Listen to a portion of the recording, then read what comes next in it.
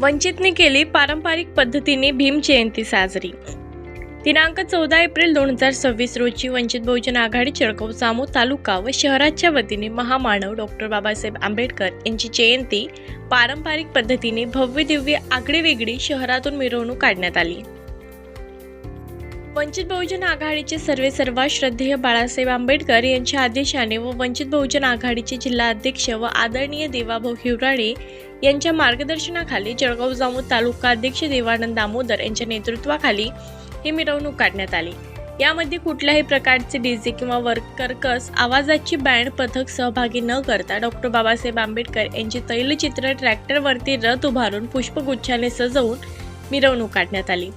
यामध्ये लहान मुला-मुलींचे लेझिम पथक शहरवासियांचे लक्ष वेधून घेत होते। तसेच भारतीय बौद्ध महासभेचे पदाधिकारी व समता सैनिक दलाचे सैनिक मोठ्या संख्येने सहभागी झाले होते।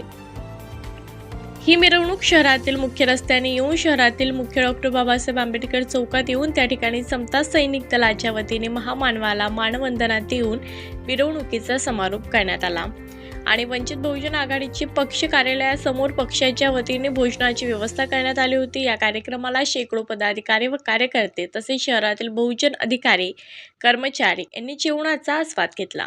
यावेळी वंचित बहुजन आघाडीचे तालुका अध्यक्ष देवानंद दामोदर, भारतीय बौद्ध महासभेचे तालुका अध्यक्ष जगदीश हातेकर, तालुका महासचिव सुनील बोदडे, रतन नाईक, सम्यकचे जिल्हा अध्यक्ष मोहित दामोदर, ॲडव्होकेट संदीप उगले, विजयकुमार तायडे, उपसभापती प्रशांत अवसरमोर, रवींद्र नाईक, अरुण पारवे यांच्यासह